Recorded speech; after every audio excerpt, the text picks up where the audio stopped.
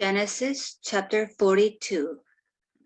When Jacob learned that there was grain in Egypt, he said to his sons, "Why do you just keep looking at each other?" He continued, "I have heard that there is grain in Egypt. Go down there and buy some for us, so that we may live and not die." Then 10 of Joseph's brothers went down to buy grain from Egypt. But Jacob did not send Benjamin, Joseph's brother, with the others because he was afraid that harm might come to him. So Israel's sons were among those who went to buy grain, for there was famine in the land of Canaan also. Now Joseph was the governor of the land, the person who sold grain to all its people. So when Joseph's brothers arrived, they bowed down to him with their faces to the ground. As soon as Joseph saw his brothers, he recognized them, but he pretended to be a stranger and spoke harshly to them. "Where do you come from?" he asked. "From the land of Canaan," they replied, "to buy food." Although Joseph recognized his brothers, they did not recognize him. Then he remembered his dreams about them and said to them, "You are spies. You have come to see where our land is unprotected." "No, my lord," they answered. "Your servants have come to buy food. We are all the sons of one man. Your servants are honest men, not spies." "No," he said to them, "you have come to see where our land is unprotected." But they replied, "Your servants were 12 brothers, the sons of one man who lives in the land of Canaan. The youngest is now with our father, and one is no more." Joseph said to them, "It is just as I told you. You are spies, and this is how you will be tested. As surely as Pharaoh lives, you will not leave this place unless your youngest brother comes here. Send one of your number to get your brother. The rest of you will be kept in prison, so that your words may be tested to see if you are telling the truth. If you are not, then as surely as Pharaoh lives, you are spies." And he put them all in custody for 3 days. On the third day, Joseph said to them, "Do this and you will live, for I fear God. If you are honest men, let one of your brothers stay here in prison, while the rest of you go and take grain back for your starving households. But you must bring your youngest brother to me, so that your words may be verified and that you may not die." This they proceeded to do. They said to one another, "Surely we are being punished because of our brother. We saw how distressed he was when he pleaded with us for his life, but we would not listen. That's why this distress has come on us." Reuben replied, "Didn't I tell you not to sin against the boy? But you wouldn't listen. Now we must give an accounting for his blood." They did not realize that Joseph could understand them, since he was using an interpreter. He turned away from them and began to weep, but then came back and spoke to them again. He had Simon taken from them and bound before their eyes. Joseph gave orders to fill their bags with grain, to put each man's silver back in his sack and to give them provisions for their journey. After this was done for them, they loaded their grain on their donkeys and left. At the place where they stopped for the night, one of them opened his sack to get feed for his donkey, and he saw his silver in the mouth of his sack. "My silver has been returned," he said to his brothers. "Here it is in my sack." Their hearts sank, and they turned to each other, trembling, and said, "What is this that God has done to us?"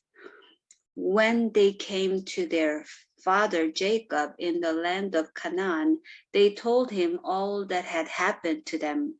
They said, "The man who is Lord over the land spoke harshly to us and treated us as though we were spying on the land." But we said to them, "We are honest men. We are not spies. We were 12 brothers, sons of one father. One is no more, and the youngest is now with our father in Canaan." Then the man who is Lord over the land said to us, "This is how I will know whether you are honest men. Leave one of your brothers here with me and take food for your starving households and go. But bring your youngest brother to me so that I will know that you are not spies but honest men. Then I will give your brother back to you, and you can trade in the land." As they were emptying their sacks, there in each man's sack was his pouch of silver. When they and their father saw the money pouches, they were frightened. Their father Jacob said to them, "You have deprived me of my children. Joseph is no more, and Simon is no more, and now you want to take Benjamin. Everything is against me." Then Reuben said to his father, "You may put both of my sons to death if I do not bring him back to you. Entrust him to my care, and I will bring him back." But Jacob said, "My son will not go down there with you. His brother is dead, and he is the only one left.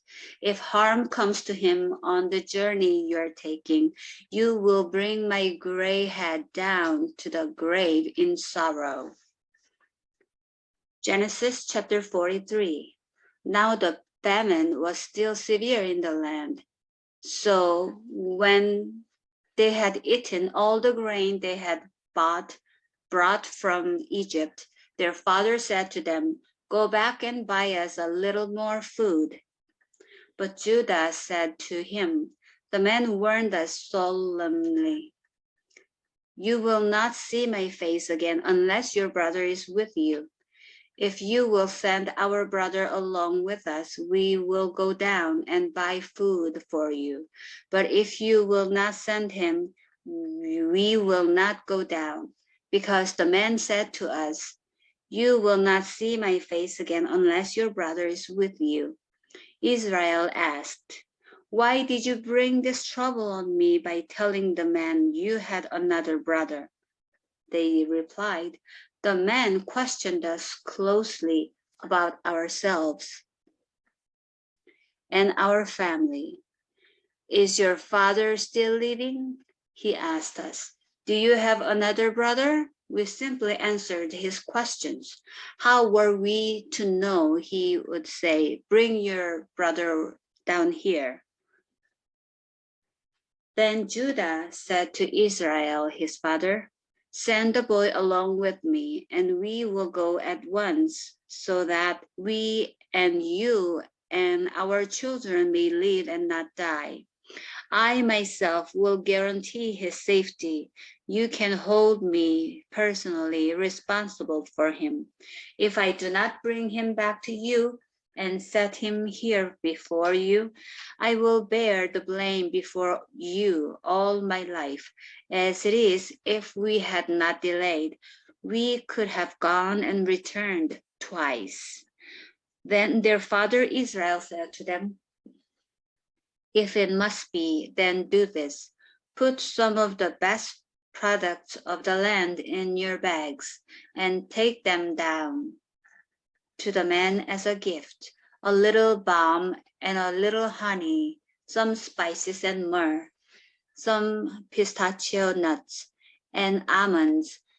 Take double the amount of silver with you, for you must return the silver that was put back into the mouths of your sacks. Perhaps it was a mistake.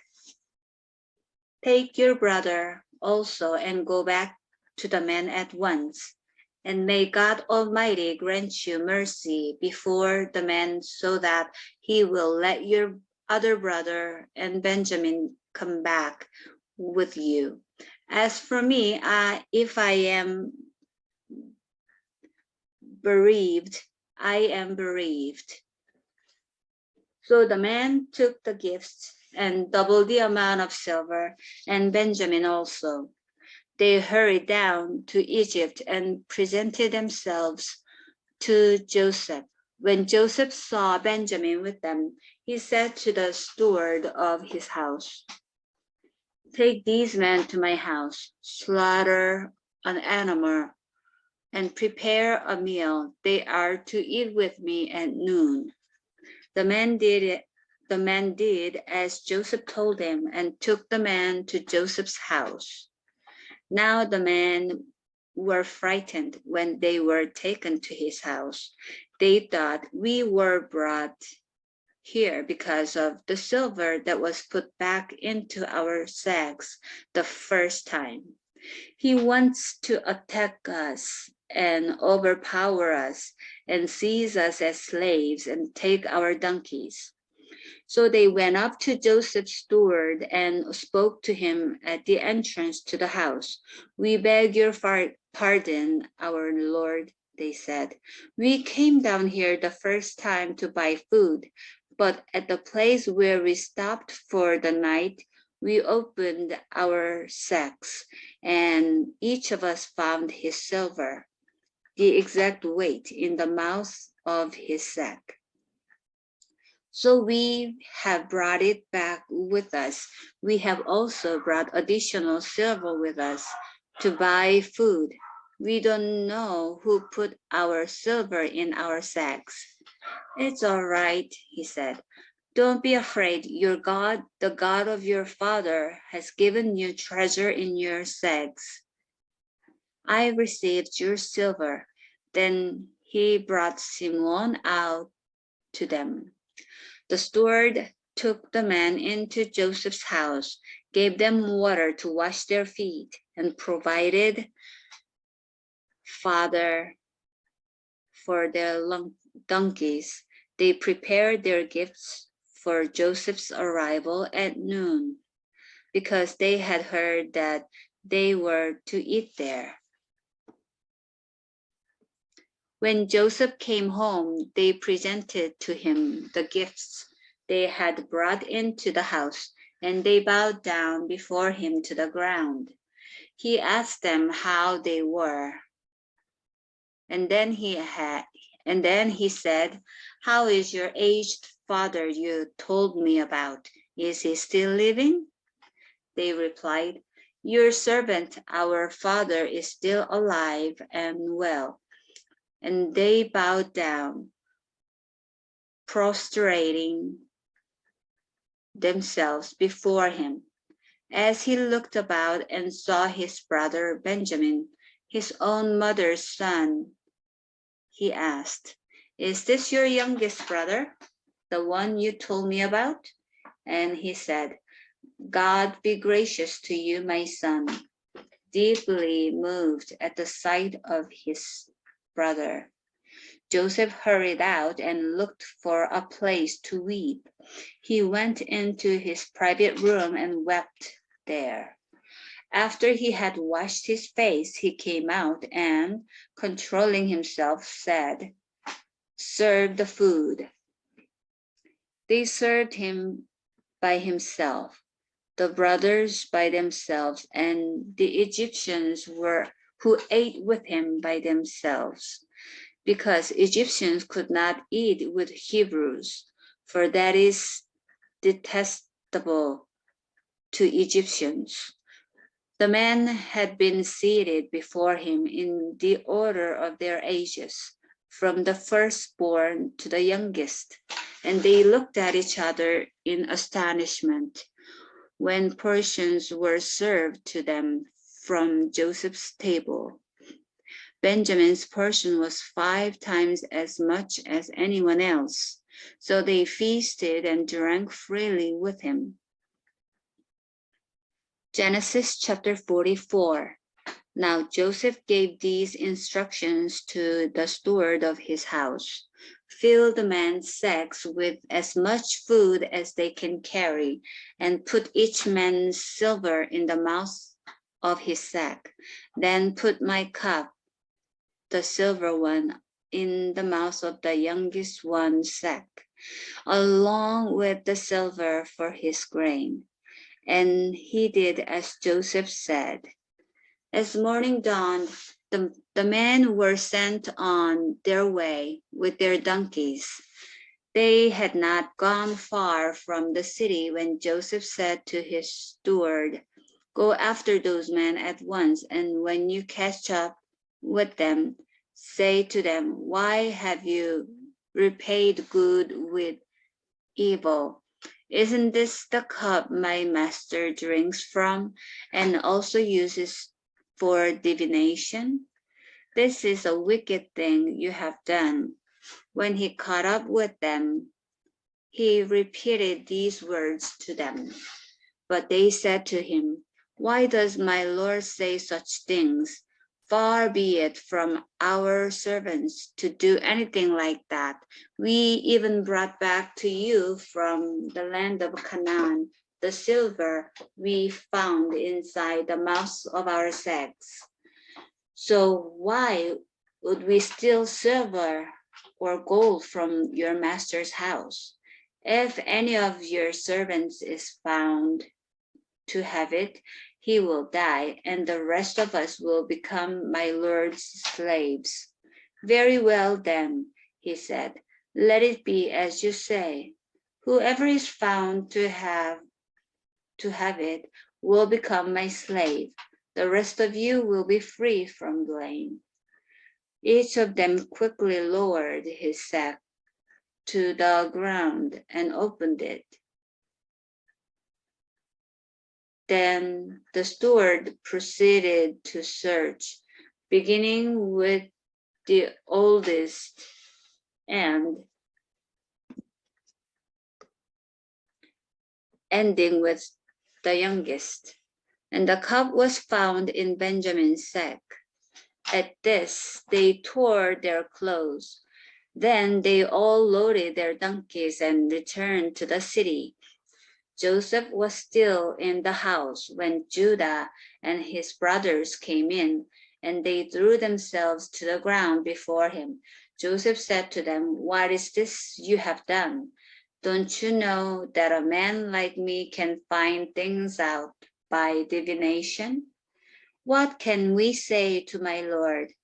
Judah replied, "What can we say? How can we prove our innocence? God has uncovered your servant's guilt. We are now my Lord's slaves, we ourselves, and the one who was found to have the cup." But Joseph said, "Far be it from me to do such a thing. Only the man who was found to have the cup will become my slave. The rest of you go back to your father in peace." Then Judah went up to him and said, "Pardon your servant, my lord. Let me speak a word to my lord. Do not be angry with your servant, though you are equal to Pharaoh himself." My lord asked his servants, Do you have a father or a brother? And he answered, We have an aged father, and there is a young son born to him in his old age. His brother is dead, and he is the only one of his mother's sons left, and his father loves him. Then you said to your servants, Bring him down to me, so I can see him for myself. And we said to my Lord, The boy cannot leave his father. If he leaves him, his father will die. But you told your servants, Unless your youngest brother comes down with you, you will not see my face again. When we went back to your servant, my father, we told him what my Lord had said. Then our father said, Go back and buy a little more food. But we said, We cannot go down, only if our youngest brother is with us will we go. We cannot see the man's face unless our youngest brother is with us. Your servant, my father, said to us, You know that my wife bore me 2 sons. One of them went away from me, and I said, He has surely been torn to pieces, and I have not seen him since. If you take this one from me too, and harm comes to him, you will bring my gray head down to the grave in misery. So now, if the boy is not with us when I go back to your servant, my father, and if my father, whose life is closely bound up with the boy's life, sees that the boy isn't there, he will die. Your servants will bring the gray head of our father down to the grave in sorrow. Your servant guaranteed the boy's safety to my father. I said, If I do not bring him back to you, I will bear the blame before you, my father, all my life. Now then, please let your servant remain here as my Lord's slave in place of the boy, and let the boy return with his brothers. How can I go back to my father if the boy is not with me? No, do not let me see the misery that would come on my father. Genesis chapter 45. Then Joseph could no longer control himself before all his attendants, and he cried out, Have everyone leave my presence.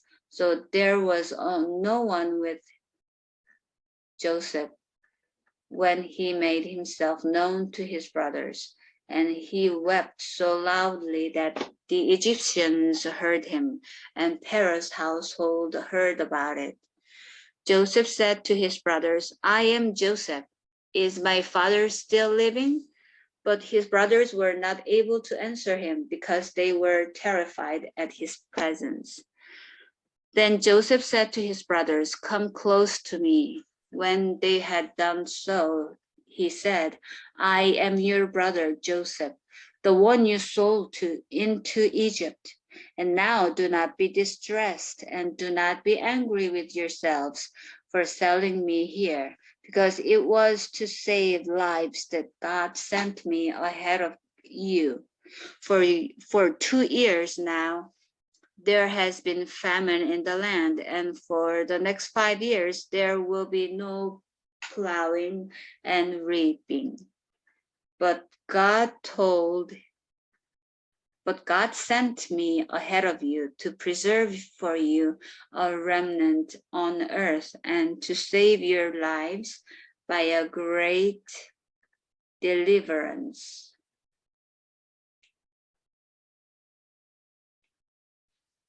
So then, it was not you who sent me here, but God.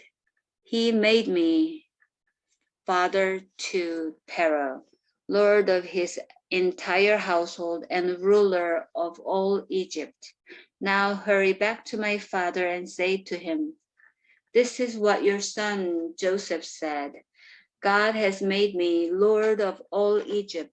Come down to me, don't delay. You shall live in the region of Goshen and be near me.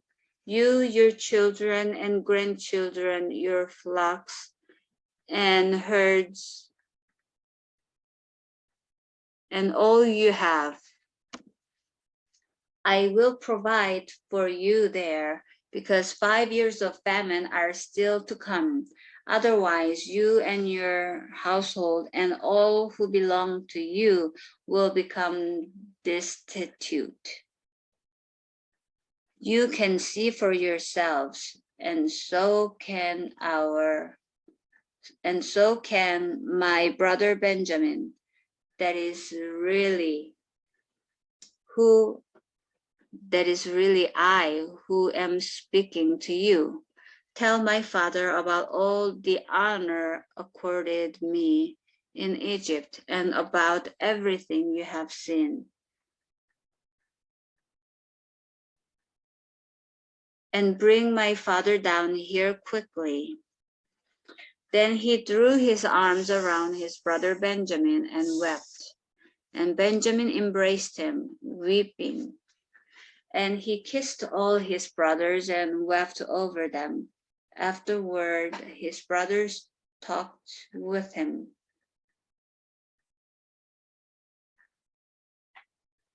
When the news reached Pharaoh's palace that Joseph's brothers had come, Pharaoh and all his officials were pleased.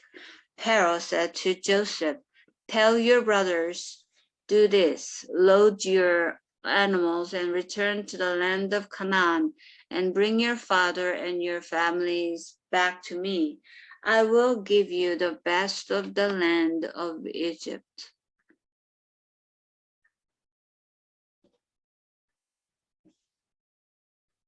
And you can enjoy the fat of the land.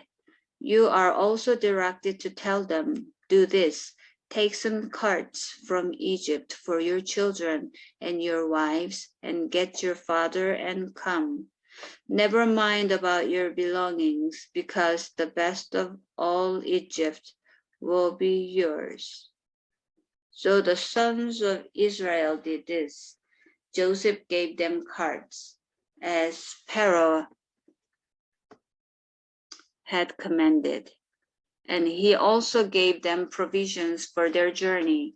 To each of them he gave new clothing, but to Benjamin he gave 300 shekels of silver and 5 sets of clothes. And this is what he sent to his father: 10 donkeys loaded with the best things of Egypt, and 10 female donkeys loaded with grain and bread and other provisions for his journey. Then he sent his brothers away. And as they were leaving, he said to them, "Don't quarrel on the way." So they went up out of Egypt and came to their father Jacob in the land of Canaan. They told him, "Joseph is still alive. In fact, he is ruler of all Egypt." Jacob was stunned. He did not believe them. But when they told him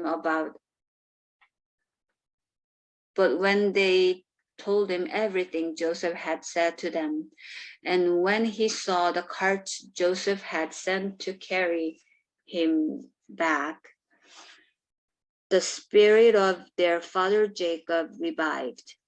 And Israel said, "I am convinced my son Joseph is still alive. I will go and see him before I die."